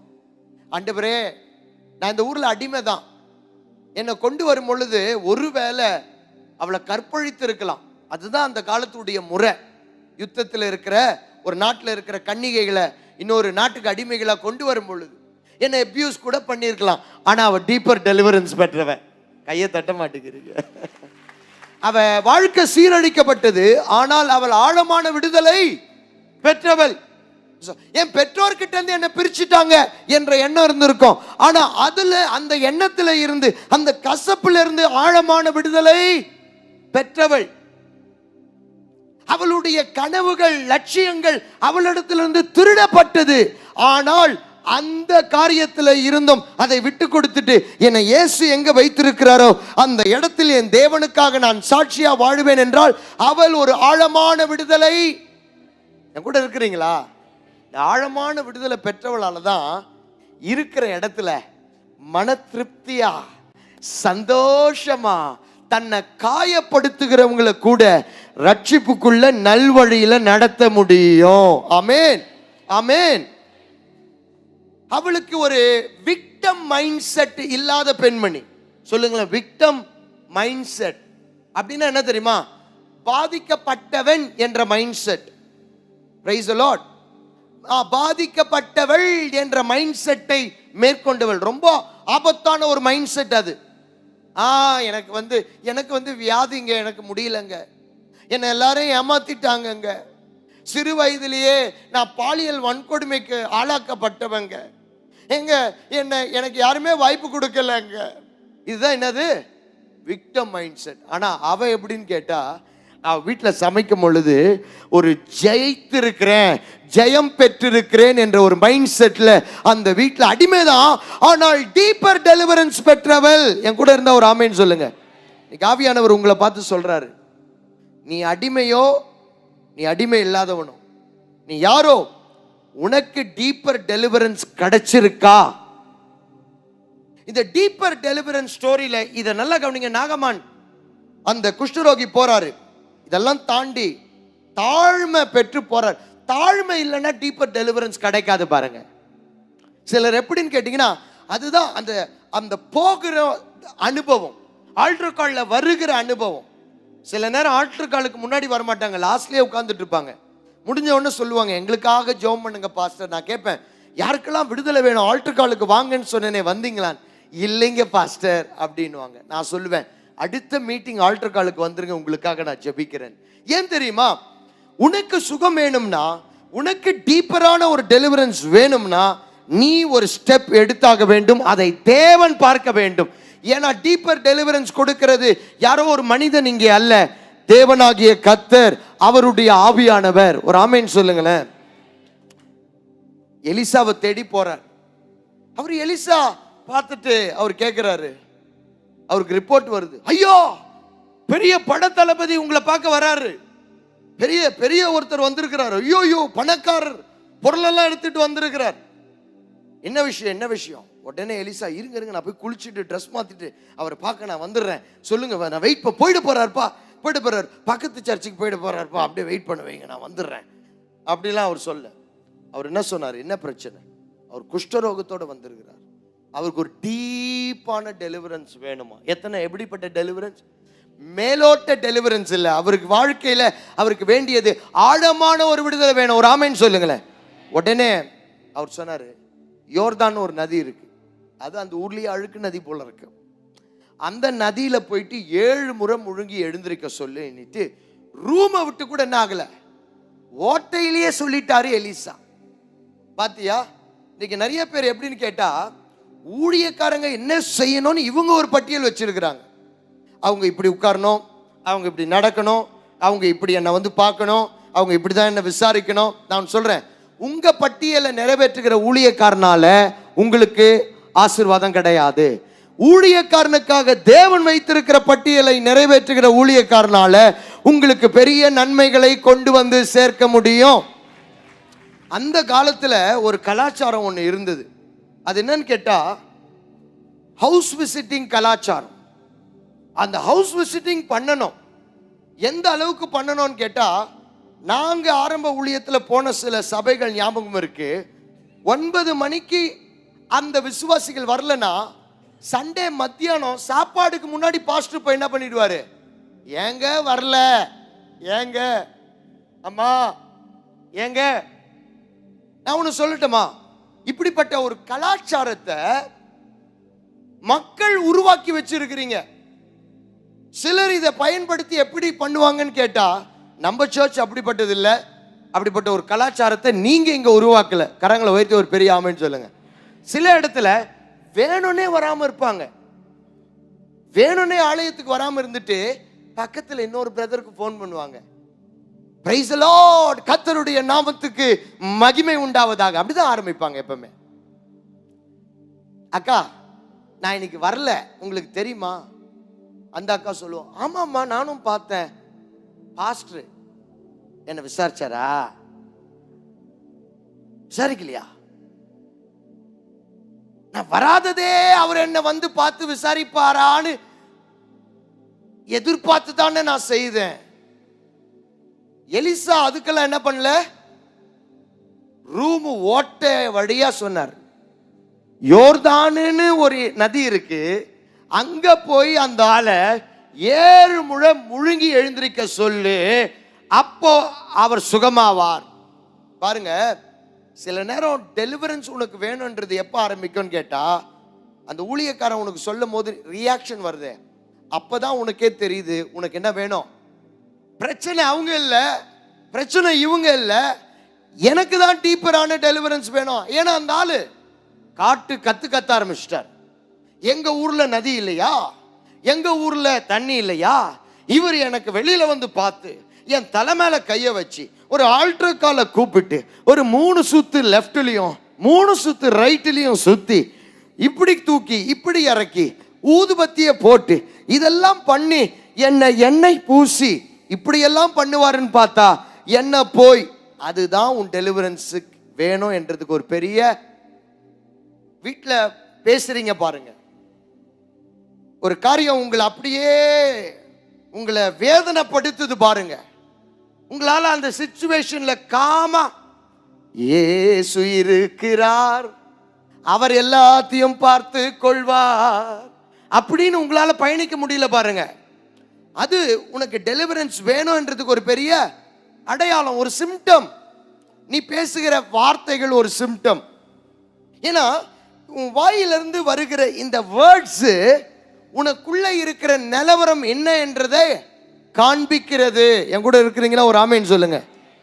உன் கணவன் மனைவிக்குள்ள வருகிற சண்டை போடுவாங்க. திடீர்னு ஒரு கணவன் மனைவியை பார்த்து சொல்வாரு, உன் கூட வாழ்றது வாழாம இருக்கலாம். மனைவி சொல்லுவாங்க, நான் இனிமேல்ட்டு உங்க கூட இருக்க மாட்டேன். இம்மீடியட்டா அடிப்பாங்க அந்த வேர்டு. அது வெறும் சண்டையில வர வார்த்தை இல்லை. அப்படி சொல்லுகிற நபருக்கு ஒரு டீப்பான டெலிவரன்ஸ் வேணும்னு அர்த்தம். பெற்றோர்கள் பிள்ளைகளை திட்டுவாங்க, கண்டிக்கிறது தப்பு இல்லை. கண்டிக்கும் போது என்ன சொல்லிடுவாங்கன்னா, உன்னெல்லாம் நான் பெற்றிருக்கவே கூடாது, நீ எல்லாம் என் வீட்டில் வந்திருக்கவே கூடாது, நீ எல்லாம் என் பிள்ளையே இல்லைன்னு சாபமான வார்த்தைகளை பேச ஆரம்பிச்சிருவாங்க. இங்க பிரச்சனை பிள்ளைக்கு இல்லை, பிரச்சனை பெற்றோருக்கு. ஏன்னு கேட்டா உனக்கு டெலிவரன்ஸ் வேணும் என்றது, நல்ல கவனிங்க, உங்க சிம்டம்ல ஒரு பெரிய சிம்டம், உனக்கு இன்னும் டீப்பரான டெலிவரன்ஸ் வேணும் என்றது உன் வாயில இருந்து புறப்படுகிற வார்த்தைகள் உனக்கு அதை காண்பிக்கிறது. ஒரு பெரிய ஆமேன்னு சொல்லுங்களேன், நல்ல பெரிய ஆமேன்னு சொல்லுங்க. வாசிங்க நீதிமொழிகள் 18:21. சீக்கிரமா நீதிமொழிகள் 18:21. மரணமோ ஜீவனோ நாவின் அதிகாரத்தில் இருக்கும். உன் நாவின் அதிகாரத்தில் இருக்கு. அதில் பிரியப்படுகிறவர்கள் அதன் கனியை புசிப்பார்கள். அதை பிரியப்படுகிறவர்கள், நல்ல கவனிங்க, இங்க எல்லாம் சொல்லுங்க. மரணமோ ஜீவனோ அட சத்தமா சொல்லுங்க. மரணமும் ஜீவனும் உன்னுடைய நாக்கின் அதிகாரத்தில் இருக்கிறது. இந்த சத்தியத்தை நீ பிரியப்பட்டா, இந்த உண்மையை நீ பிரியப்பட்டா, இல்ல இந்த ரெண்டுத்துல எதன் மேல நீ பிரியம் வைக்கிறியோ அதனுடைய பலனை, கனிகளை, விளைவுகளை நீ அனுபவிப்பாய். Symptom number 1. உனக்கு டீப்பரான டெலிவரன்ஸ் வேணும் என்றது ஆவியானவர் உனக்கு எப்படி காட்டுவார்னு கேட்டா, பிரச்சனைகள், போராட்டங்கள், சண்டைகள், சபைக்குள்ள இருக்கிற சில நேரம் சக விசுவாசிகளோட இருக்கிற சங்கடங்கள், இது எல்லாத்திலையும் உனக்குள்ள இருந்து வருது பாருங்க வார்த்தை. அந்த வார்த்தை உனக்கு காண்பித்து விடும் நீ முழுமையாக விடுதலை பெற்றவனா, இல்ல உன் வாழ்க்கையில இன்னும் சில ஏரியாக்கள எத்தனை பாஸ்டர் ஆல்டர்கால் கொடுத்தாலும் உன் வாழ்க்கையில இன்னும் சில ஏரியாக்கள் விடுதலை ஆகாமல் இருக்கிறதா என்று சொல்லுங்க வார்த்தை. இயேசு அதுதான் சொன்னாரு. இருதயத்தின் நிறைவினால் என்ன பண்ணுமா? வாய் பேசுமா. ஆமென். உங்களை காயப்படுத்துறவங்க இருப்பாங்க. ஊர்வாயை நீங்க என்ன பண்ண முடியாது? மூடவே முடியாது. ஆனா நம்ம வாயை நம்ம மூடலன்னா நம்ம பரிபூர்ணமா விடுதலை பெறவில்லை என்று அர்த்தம். கையை தட்டி கொஞ்சம் பிரைஸ் பிரேக்கே எடுத்துக்கங்க. பாருங்க, அவங்க விடுதலையை நீங்க நேசிக்கிறீங்களோ இல்லையோ சொல்லுங்க. உங்க விடுதலையை நீங்க நேசிக்கிறீங்களா? உங்க டெலிவரன்ஸ் நீங்க நேசிக்கிறீங்களா? உங்களுக்குள்ள இருந்து எல்லா சாப கட்டும் உடைஞ்சிருச்சு, உங்களுக்குள்ள இருந்து எல்லா அசுத்தாவியும் வெளியே போயிடுச்சு என்றதுக்கு ஒரு மிக பெரிய அடையாளம் என்னவென்று பரிசுத்த ஆவியானவர் எனக்கு வெளிப்படுத்தி இருக்கிறார் என்றால், உன் வாயிலிருந்து பிறக்கிற வார்த்தை அதற்கு சாட்சி அறிவிக்கிறது. ஒரு பெரிய ஆமென் சொல்லுங்க. இங்க கவனிங்க, வன்கொடுமைக்கு ஆளாக்கப்பட்ட ஒரு அடிமை பெண், லட்சியங்கள் கனவுகள்ல இருந்து பிரிக்கப்பட்ட ஒரு அடிமை பெண், குடும்பத்திலிருந்து கடத்தப்பட்ட ஒரு அடிமை பெண், அவளுக்கெல்லாம் என்ன நடக்கும், என்ன நடந்துட்டு இருக்குது, அவளுக்கெல்லாம் என்ன வாழ்க்கை இருக்கும்னு அவளுக்கே. ஆனா அவ வாயிலிருந்து சுகமளிக்கிற வார்த்தை தன்னை நாசப்படுத்தியவனுக்கு கூட அவள் கொடுக்கிறாள் என்றால், அவளுடைய வார்த்தை சொல்லுகிறது அவள் முழுமையான விடுதலை பெற்றவள் என்று. கையை தட்டி எத்தனை பேருக்கு அந்த சத்தியம் புரியுது? இது ஆவியானவர் உங்களுக்கு கொடுக்கும்படி எனக்கு கொடுத்த ஒரு வார்த்தை. இதை சபைக்கு கற்றுக்கொடு. அவங்க நினைச்சுக்குவாங்க தெரியாம, நான் அன்னைக்கு ஃபுல்லா பக்கம் பக்கமா இருந்த வார்த்தையை திரும்ப திரும்ப நான் என்ன பண்ணேன், நான் சொன்னேன், எனக்கு என்ன ஆயிடுச்சு, எல்லாம் போயிடுச்சு. ஆனா அவங்க வாயிலிருந்து சூழ்நிலைகள் மூலமாய் பிறக்கிற வார்த்தைகள் அவங்க முழுமையா விடுதலை பெற்றாங்களா இல்லையா என்பதை அவர்களுக்கு காண்பிக்க கூடியதா இருக்கிறது. கணவரே, உங்களை சோதித்து பார்த்துக்குங்க. மனைவி உங்களை கோபப்படுத்தும் பொழுது என்னெல்லாம் வார்த்தை பேசுவீங்க, எப்படிப்பட்ட வார்த்தைகள்லாம் சொல்லுவீங்க? அது மனைவிக்கும் பொருந்தும், பெற்றோர்கள், பிள்ளைகள், குடும்பத்துக்கு பொருந்தும். அது சபையில ஒரு நாளும் தெரியாது, அது சமுதாயத்தில் ஒரு நாளும் தெரியாது, ஏன் வேலை செய்யற இடத்துல கூட ஒரு அளவுக்கு மேல அது வெளியில வராது. உண்மையாய் அது தாண்டவம் ஆடுகிற ஒரு பெரிய இடம் என்னன்னு கேட்டா குடும்பம். ஆண்டவர் இந்த வார்த்தை எப்படி சொல்றார் பாருங்க. சங்கீதம் 12ல எத்தனை வகையான வார்த்தை ஒரு மனுஷனுடைய வாயில இருந்து வெளியில வருதுன்னு சொல்றாரு. சங்கீதம் 12 2வது வசனம் தொடங்கி நான் வாசிக்கிறேன், கவனிங்க. அவரவர் தங்கள் தோழரோட பொய் பேசுகிறார்கள். ஆங்கிலத்தில் எப்படின்னா பொய்ன்னு இல்லை, தோழர்களோடு நீங்க முதல்ல பேசுறது பொய்யா இருக்குமா சொல்லுங்க? தோழர்களோடு 2வது பேசுறது தான் பொய், 3வது தான் என்ன பண்ணுவீங்க? ஆனா ஆங்கிலத்தில் எப்படி இருக்கு அந்த மொழிபெயர்ப்புனா, பொய்ன்னு இல்லை, வீணான வார்த்தைகளை, ஐடில் ஸ்பீச். ஆண்டவர் சொல்றாரு, உன் வார்த்தை, உன் டெலிவரன்ஸ் உனக்கு கிடைச்சிருக்கா இல்லையா என்பதை அது காண்பிக்கிறது. சொல்லுங்களேன் ஆமென். அவரவர் தங்கள் தங்கள் தோழர்களோடு வீணான வார்த்தைகளை, இயேசு சொன்னாரு, மனுஷன் பேசுகிற ஒவ்வொரு வீணான வார்த்தை குறித்தும் அவன் தேவனுக்கு கணக்கு ஒப்புவிக்க வேண்டுமா. உங்க வாயில ஒரு வலிமையை தேவன் வைத்திருக்கிறார். உங்க வாயில கரெக்டான வார்த்தைகளை பேசுனீங்கன்னா அவங்க என்ன செய்யட்டும் போங்க, அவங்க உங்களுக்கு செய்தது கெடுதல் தான். அந்த படைத்தளபதி உடைய வீட்டில் இருந்த அடிமை பெண்ணுக்கு அவங்க செய்தது கெடுதலா இல்லையா? அவங்க பண்ணது வேதனையா இல்லையா? இருந்தாலும் அங்க டீப்பான டெலிவரன்ஸ் அவள் பெற்றதுனால அவள் வாயில் என்ன வந்தது? ஹீலிங் வேர்ட்ஸ் மாத்திரமே வந்தது. வலது கரத்தை உயர்த்தி சொல்லுங்க, எனக்கு யார் என்ன செய்தாலும், அட சரியா சொல்ல மாட்டேங்கிறீங்களே, எனக்கு யார் என்ன செய்தாலும் என் வாயில இருந்து சுகம் அளிக்கிற வார்த்தைகள் மாத்திரமே பிறக்கும். அவங்க செய்தவங்க, சொல்லுங்க, செய்தவங்க ஆழமான விடுதலை பெற்றாங்களா எனக்கு தெரியாது. ஆனா என் வாயில இருந்து, சத்தமா சொல்லுங்களேன், என் வாயில இருந்து சுகமளிக்கிற வார்த்தைகள் வராவிட்டால் நான் முழு விடுதலை பெறவில்லை என்று அர்த்தம். சொல்லுங்களேன், நான் முழு விடுதலை பெறவில்லை என்று. இப்ப கையை தட்டி கர்த்தரை பிரைஸ் பண்ணுங்க. ஆவியானவர் எவ்வளவு அருமையா உங்களுக்கு அடையாளம் காட்டி இருக்கிறார் பாருங்க. உன்னுடைய வாயின் வார்த்தை உன்னுடைய விடுதலையின் அளவுகோலை அது காண்பிக்கிறது. டாக்டர்கிட்ட போட்டீங்கன்னா ஒரு தெர்மோமீட்டர் எடுத்து கரெக்டா வைக்கிற இடத்துல வச்சாருன்னா உனக்குள்ள எவ்வளவு ஜுரம் இருக்குன்னு காட்டிடும். வாய் அவர் நல்லா ஆராதிப்பார், அவர் நல்லா ஜெபம் பண்ணுவார், நல்ல பைபிள் வாசிப்பார், இயேசுவை பத்தி சொல்வார், அவர் எல்லாம் நல்லவர் தான். ஆனா அவர் கொஞ்சம் குத்துங்க, சாப்பாடுல ஒரு முடியை போட்டுருங்க, ஒரு பெரிய செங்கல்ல சாப்பாடுக்குள்ள மறைச்சிருங்க, சுவை கம்மியா பண்ணிடுங்க, சொன்னதை சொன்னபடியே செய்யாமல் இருங்க. அப்படிப்பட்ட சூழ்நிலையில அவர் வாயிலிருந்து என்ன பிறக்கிறது என்பதை பார்த்து விட்டு நீங்க என்ன சொல்லணும்னு கேட்டா, இனி யாரு அப்படி பேசினாலும் நீங்க என்ன ஜெபிக்கணும்?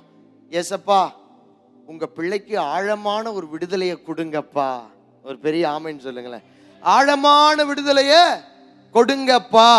அவங்க செய்யறது தப்போ ரைட்டோ அது கிடையாது. அவர் சொல்றாரு, தோழர்களோடு முதலாவது வீணான வார்த்தைகளை பேசுகிறார்கள், இரண்டாவது இச்சக உதடுகளால் இருமனதாய் பேசுகிறார்கள். அதாவது அங்க ரெண்டு, ஒன்னு என்னன்னா இச்சக உதடுகள், ஃபிளாட்டரிங் லிப்ஸ். சிலர் பார்த்தீங்கன்னா ரொம்ப, எனக்கு சிலர் தெரியும், 2-3 மாசத்துக்கு ஒரு தடவை தான் சர்ச்சுக்கு வருவாங்க. அவங்க வரும்போதெல்லாம் என்ன பார்ப்பாங்க, அவங்க என்டர் வரும் பொழுது என்ன, பாஸ்டர் செய்தி வண்டர்ஃபுல் பாஸ்டர். ஏன்னா அவங்களுக்கு அடுத்தது என்ன தெரியும்? பாஸ்டர் என்ன பண்ணுவாரு, ஏன் இத்தனை நாள் வரலன்னு கேட்பாரு. 2 முன்னாடி வரும், ஒன்னு வாழ்த்து, இன்னொன்னு காணிக்க. ஃபிளாட்டரிங் லிப்ஸ். மனுஷனுக்கு சில நேரம் இது வந்துருது, மற்றவனை மயக்கி பேசுறது, உயர்த்தி பேசுறது, அவனை மதிமயங்க பேசி கவருகிறது, செய்ய முடியாத வாக்கு உறுதிகளை செய்ய போகிறதா, ஒரு மனிதனுடைய அன்பை சம்பாதிக்கிறதுக்காக அள்ளி விடுகிறது. அந்த நேரத்தில் அடைய வேண்டிய பலனுக்காக எதையும் சொல்லக்கூடியது. நான் சொல்லட்டுமா, யாருக்கிட்டையாவது பேசும் பொழுது ஒரு பழக்கத்தை டெவலப் பண்ணிக்கங்க, அமைதலா இருங்க. யாரையாவது அப்ரிஷியேட் பண்ணோம்னா ஏசப்பா கிட்ட போய் ஒரு 10-15 நிமிஷம் ஜெபம் பண்ணிட்டு வந்து என்ன பண்ணுங்க, அப்ரிஷியேட் பண்ணுங்க. கர்த்தருக்குள்ள அவங்கள பாராட்டுங்க. ஏன்னா உங்க பாராட்டு, உங்க ஃபிளாட்டரி, அதுதான் அந்த இடத்துல தமிழ்ல இருக்குது பாருங்க. இச்சக உதடுகள்னா அது உங்களை மயக்கிற, உங்களை மனிதனை பிரியப்படுத்துகிற வார்த்தைகள். அடுத்தது சொல்றாரு, இருமனதாய் பேசுகிறார்கள். எப்படின்னு கேட்டா, டபுள் ஹார்ட். மனசுல ஒண்ணு வச்சுக்கிட்டு வெளியில ஒண்ணு பேசுவாங்க. ஆண்டவர் சொல்ல, மனசுல ஒண்ணு வச்சுக்கிட்டு வெளியில ஒண்ணு பேசுவாங்க. அடுத்தது தொடர்ந்து சொல்லுகிறாரு, 3வது வசனத்தை தொடர்ந்து வாசிங்க. இச்சகம் பேசுகிற எல்லா உதடுகளையும் பெருமைகளை பேசுகிற நாவையும் கர்த்தர் அறுத்து போடு. ஆண்டவர் சொல்றாரு. அடுத்தது 4வது, பெருமையான ஸ்பீச். தாழ்மையா இருப்போம். உயர்வா கர்த்தர் உங்களை வைத்திருந்தாலும் என்ன பாருங்க, தாழ்மையா இருங்க. எங்க பாஸ்டர் ஒன்னு அடிக்கடி சொல்லுவார், உங்களுக்கு கத்து கொடுத்திருக்கிற நியூ பேட்ச் நிறைய பேர் வந்திருக்கிறீங்க, சொல்றேன் கவனிங்க. நீ வாழ்க்கையில உன் ஆண்டவர் ரொம்ப பெருமையான இடத்துல வச்சுட்டு, உனக்கு நிறைய படிப்பு, அந்தஸ்து, வசதி, பணம், வாய்ப்பு, உயர்வு எல்லாம் உனக்கிட்ட கொடுத்துட்டு நீ பெருமைப்பட்டனா அது பாவம். ஆனா உனக்கு ஒண்ணுமே பிராக்டிக்கலா உலகத்துல இல்லாம, நீ ஒண்ணுமே இல்லாமல் உன்னை பெருமைப்படுத்துகிறதை போல காண்பித்துக் கொண்டாய் என்றால் அது மகா பாவம் என்பார். இந்த வாயில என்ன வந்துட்டு இருக்கோன்னு கேட்டா, ரொம்ப பேரு எங்க வீடு யார் தெரியுமா, அவங்க யார் தெரியுமா, இவங்க யார் தெரியுமா, நான் யார் தெரியுமா, நாங்க எவ்வளவு தலைமுறை தெரியுமா, நான் இப்படி பண்ண அப்படி, அது வந்துரும் பாருங்க. அது சொல்ற இந்த பெருமையான பேச்சுகள். அடுத்தது சொல்றாரு, வாசிங்க தொடர்ந்து 4வது. அவர்கள் எங்கள் நாவுகளால் மேற்கொள்ளும், எங்கள் நாவுகளால் செல்ஃப் டிபெண்டன்சி டங். நான் என் நாக்கினால் என்ன பண்ணிடுவேன், சாதிச்சிருவேன். எனக்கு பேச்சு திறமைய கொடுத்திருக்கிறாரு கடவுள், நான் பேசியே மலிப்பிடுவேன். ஆமென். சில ஆட்களுக்கு பயங்கர கிஃப்ட். 2 வகையான பேர்கிட்ட ரோட்ல வண்டி ஓட்டுவாங்க. ஒரு வகை போலீஸுக்கிட்ட மாட்டினா ஃபைன் கட்டுறவங்க. தப்பு பண்ணியிருக்கிற கையும் களவுமா மாட்டிக்கிட்ட நீ என்ன பண்ற, சில ஆட்கள் இருக்கிறாங்க பத்தியா, இந்த நாக்கு இருக்கு பாருங்க, சார் சார் சார் இப்படி சார் சார் அப்படி சார் அப்படி சார் சார் இப்படி சார், நான் போட்டுட்டா சார் வந்தேன், இது மண்டை இல்லை சார், இது ஹெல்மெட் சார், தூரத்துல இருந்து இங்க பார்க்கும்போது மண்டை மாதிரி தெரிஞ்சது சார், எனக்கு பெருசு சார் அது, ஆனா அது ஹெல்மெட் தான் சார் அப்படின்னு என்ன பண்ணுவாங்க, சார் அது சார் இது சார். அவரே என்ன பண்ணுவார், என் வேலைக்கு டைம் ஆயிடுச்சுப்பா நீ போயிட்டு வாப்பா சொல்ற அளவுக்கு கையை தட்டி கொஞ்சம்.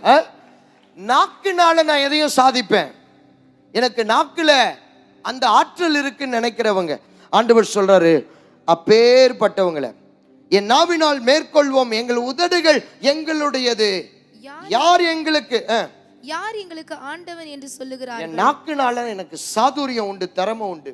அவர் சொல்றாரு 6வது வசனத்துல, கர்த்தருடைய சொற்கள். உன் சொற்களை அடக்கிட்டு யார் சொற்களை அதிகப்படுத்தும் வாயில சொல்லுங்க. கர்த்தருடைய சொற்கள் மண் குகையில் 7 தரம் உருக்கி புடமிடப்பட்ட வெள்ளிக்கொப்பான சுத்த சொற்களாய் இருக்கிறது.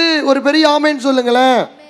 கர்த்தாவே நீர் அவர்களை காப்பாற்றி அவர்களை என்றென்றைக்கும் இந்த சந்ததிக்கு விளக்கி காத்து. 2 சொல்றாரு, உம்முடைய சொற்களை பேசுறாங்கல்ல அவங்கள நீங்க காப்பாத்திடுங்க, தங்கள் நாவை பரிசுத்தப்படுத்தாம இருக்கிறாங்கல்ல அந்த சந்ததி கிட்ட இருந்து அவங்கள நீங்க காப்பாத்திடுங்க. ஒரு பெரிய ஆமென் சொல்லுங்க. நாகமான பார்த்து எலிசா சொல்றாரு, போய் அங்க குழி. ஆனா எலிசாக்கு என்ன வருது, மன்னிக்கணும், நாகமானுக்கு என்ன வருது, அந்த வாயில இருந்து வெட்டி எலிசாவையும் அவனுடைய குழுவையும் சாய்க்கக்கூடிய வார்த்தைகள் சரளமா வருது. வந்த பிற்பாடு கூட இருக்கிறவங்க சொல்றாங்க, அண்ணே பெரிய காரியம் செய்யன்னு சொன்னா போய் செய்திருப்பீங்களே, சின்ன காரியம் தானே செய்யாம இருக்கிறீங்க, போயிடுங்கண்ணே. நீங்க நல்லா கவனிங்க, எத்தனை முறை, 7 முறை. ஏன் ஆண்டவருக்கு உள்ள 1 முறை முழுகி எழுந்தால் போதாதா, 2 முறை முழுகி எழுந்தா போதாதா, 7 முறை முழுகி எழுந்திருக்கணும் நாகமான் சொல்றாரு. ஏன் தெரியுமா, 7 முறை நீ முழுகி எழுந்திருக்கணும்னு சொல்றாரு. நாகமானுக்கு வேண்டியது டெலிவரன்ஸ் இல்ல, நாகமானுக்கு வேண்டியது டீப்பரான டெலிவரன்ஸ். கையை தட்டி கத்தரை துதிங்க. டீப்பரான டெலிவரன்ஸ். 7 என்ற வார்த்தைக்கு நிறைவுன்னு ஒரு அர்த்தத்தை தானே நீங்க கேள்விப்பட்டிருக்கிறீங்க. நான் உங்களுக்கு ஒரு அர்த்தத்தை 7 என்ற வார்த்தைக்கு பைபிள் படி கூட சேர்த்து கொடுக்கிறேன். எங்கெல்லாம் முழுமையான நிறைவான விடுதலை வேணுமோ அங்கெல்லாம் 7 என்ற எண்ணை நீங்கள் பார்ப்பீர்கள். ஒரு ஆமென் சொல்லுங்களேன். நம்பர் 1, ஆண்டவர் சொல்றாரு, உன் நாவு இப்படி இருக்கு, உன் நாவு இப்படி இருக்கு, உன் நாவு இருக்கு. ஆனா என் சொற்கள் 7 முறை புடமிடப்பட்டு சுத்திகரிக்கப்பட்ட சொல். என் பைபிள் வார்த்தையை உன் வாயில போடு, உன் வார்த்தையிலிருந்து நான் உன்னையே காப்பாத்திடுவேன். கையை தட்டி பிரைஸ் பண்ணுங்க. நல்லா கவனிங்க, நல்லா கவனிங்க. எலிசா நாகமான பார்த்து சொன்னாரு, நீ எத்தனை முறை உள்ள போயிட்டு வெளியில வரணும், நீ 7 முறை. சோ எனக்கு சமீபமா தேவன் கொடுத்த ஒரு புதிய வெளிப்பாடு, 7 என்பது நிறைவுக்கு மாத்திரம் அர்த்தம் அல்ல. 7 என்பது ஒரு மனிதனுடைய பூரண விடுதலைக்கு உண்டான ஒரு எண்ணாக அமைந்திருக்கிறது. பத்தலன்றீங்க. இன்னொன்று சொல்ற கவனிங்க. எலிசா தீர்க்கதரிசி மரித்த பிள்ளைய உயிரோடு கூட எழுந்திருக்கும் பொழுது அவன் மீது தன் சரீரத்தை போட்டு அவர் ஜெபம் பண்ணார். ஜெபம் பண்ணும்போது பைபிள் சொல்லுகிறது, அவன் எழுந்து அவன் 7 முறை என்ன ஆயிட்டான், தும்பி. நான் சில நேரம் பாருங்க, இந்த தும்பல் என்றது என்ன தெரியுமா, உனக்குள்ள இருக்கிற வேண்டாத கிருமிகளையும் வேற வேண்டாத காரியத்தையும் உன்னை விட்டு பல அடி தூரம் தூக்கி போடுகிறதற்கு தேவன் உனக்குள்ள கொடுத்ததுதான் அந்த தும்பல். அப்போ பைபிள் என்ன சொல்லுகிறது? நல்லா கவனிங்க. உனக்கு ஒரு டீப்பரான டெலிவரன்ஸ் தேவை. ஒரு கூட்டம் உனக்கு போதல, 2 கூட்டம் உனக்கு போதல, 7 முறை நீ என் ஆண்டவரால பரிசுத்தப்படுத்தப்பட்டு நீ சுத்திகரிக்கப்பட்டால் உனக்கு ஒரு டீப்பரான டெலிவரன்ஸ் உண்டாகும். உன் குடும்பத்துக்கு ஒரு டீப்பரான டெலிவரன்ஸ் உண்டாகும். ஒரு பெரிய ஆமென் சொல்லுங்களேன். அப்படியே இந்த வேளையில நான் இன்னும் சில சிம்டம்ஸை உங்களுக்கு வைத்திருக்கிறேன். ஆனால் இன்னைக்கு ஒன்று தான் உங்களுக்கு கொடுத்துருக்கிறேன். இன்றைக்கு நீங்கள் உங்களை என்னன்னு பார்க்கணும், உங்களை சோதித்து பார்க்கணும். நான் என்ன பேசுவேன், என் மனைவி கிட்ட, என் கணவன்கிட்ட, என் பிள்ளைகள்கிட்ட, என் பெற்றோர்கள்ட்ட நான் என்ன பேசுவேன்? உன் சத்தம், உன் பேச்சு, உன் குடும்பம் விடுதலை பெற்றிருக்கான்றதை உனக்கு காண்பிக்கும் என்று தேவன் சொல்லுகிறார். கண்களை மூடிக்கொள்ளுங்க. ரைட் நான் எல்லாரும் சேர்ந்து ஒருமனப்பட்டு, ஓ ஆவியானவரே, ஓ ஆவியானவரே. தேவன் அவருடைய பிள்ளைகளை 7 முறை பரிசுத்தப்படுத்தினார். லேவியர் புஸ்தகத்தில் ஆசாரியர்களை 7 முறை பரிசுத்தப்படுத்தினார். வீடுகள் 7 முறை பரிசுத்தப்படுத்தப்பட வேண்டும் என்று சொன்னார். ஒரு ஆமென் சொல்லுங்களேன். ஆண்டவர் அவருடைய பிள்ளைகளை பார்த்து இப்படி சொன்னார், 7 நாள் அவர்கள் பாளையத்தில் விட்டு வெளியில் இருக்க வேண்டும். அவர்கள் அசுத்தமாய் இருந்தால் 7 நாள் பிற்பாடு அவர்கள் பாளையத்துக்குள் வரலாம்னு சொன்னார். ஏனென்றால் 7 என்ற எண் உன்னுடைய பூரண விடுதலைக்கு, உன்னுடைய கம்ப்ளீட் நிறைவான டெலிவரன்ஸுக்கு அது அர்த்தம் கொண்ட எண்ணா இருக்கிறது. யாரோ இந்த ஆகஸ்டுடைய முடிவில் 7 நாள் நீங்க ஃபாஸ்டிங் போனோம், சில குணங்கள் மாற. யாரோ உங்களை, சில வீட்டில் இருக்கிற சில சாபப்பிடிகள், சில சூழ்நிலைகள் மாற உங்களை இந்த ஆகஸ்டுடைய கடைசியில பி ஹீல்டு மீட்டிங் நடக்கிற, சுகமளிக்கிற ஆராதனைகள் நடக்கிற டைம்ல 7 நாள் உபவாசம் இருந்து அவருடைய வார்த்தையை படிச்சு இதுல இருந்து நான் பிரேக் ஃப்ரீ ஆகணும் ஆண்டவரே, பின்மாற்ற ஆவியிலிருந்து பிரேக் ஃப்ரீ ஆகணும். எல்லா கண்களை மூடிக்கொள்ளுங்க. எல்லாம் right now, right now, right now. இயேசுவின் ரத்தம் ஜெயம், இயேசுவின் ரத்தம் ஜெயம். சொல்லுங்க, சொல்லுங்க. ஓ மரணமும் ஜீவனும் என்னுடைய நாவுல இருக்கிறது. கர்த்தாவே, என்னுடைய நாவுல இருந்து என்னையும் என் ஆத்துமாவையும் கர்த்தர் விடுவீங்க, என்னை காப்பாத்துங்கப்பா. இயேசுவின் நாமத்துல கர்த்தர் உன்னை பாதுகாக்க போகிறார். உனக்கு ஒரு பூரண டெலிவரன்ஸ் வேணும் என்ற ஒரு கருத்தை ஆண்டவர் வைத்திருக்கிறார். உனக்கு, உன் மனைவிக்கு, உன் பிள்ளைகளுக்கு, உன் பெற்றோர்களுக்கு கிடைத்தது போதாது. ஏன்னு கேட்டா, என்னைக்கு இயேசுவுடைய வார்த்தைகள் உன் வாயில் நிரம்பி வருகிறதோ, அவருடைய அன்பு உன் வாய் வழியாய் ஊற்று போல பாய்ந்து வருகிறதோ, உன் வீட்டுக்குள்ள உன் பிள்ளைகள், மனைவி, கணவன், சபைக்குள்ள வருகிறதோ, அன்றைக்கு தான் நீ முழுமையாக இயேசுவுடைய ஜீவனை பெற்றிருக்கிறாய். அவருடைய பரிபூரண கம்ப்ளீட் டீப்பர் டெலிவரன்ஸை நீ பெற்றிருக்கிறாய். ஒவ்வொரு வாரமும் நான் இந்த டாபிக்ல உங்களுக்கு ஊழியம் பண்ணிட்டு இருப்பேன். ஆனா இன்றைக்கு ஒரு விதையை போட்டிருக்கிறேன். உங்களை ஆயத்தப்படுத்திக் கொள்ளுங்க. வருகிற நாட்கள்ல நீங்க டீப்பரா, இவ்வளவு நாள் டெலிவரன்ஸ் தான் பார்த்தீங்க, இனி வருகிற நாட்கள்ல டீப்பரான டெலிவரன்ஸ்க்குள்ள நீங்க உங்க குடும்பம் போக போறீங்க. கர்த்தர் உங்களை நெக்ஸ்ட் லெவல் அதுக்கு பிற்பாடு கொண்டு போக போகிறாரு. உங்க ஃபைனான்ஸ்ல பிரேக் த்ரூ உண்டாகும், உங்க வேலையில பிரேக் த்ரூ உண்டாகும், உங்கள் சரீரத்தில் இருக்கிற வியாதிகள் ஆட்டோமேட்டிக்காக மறைஞ்சிரும்.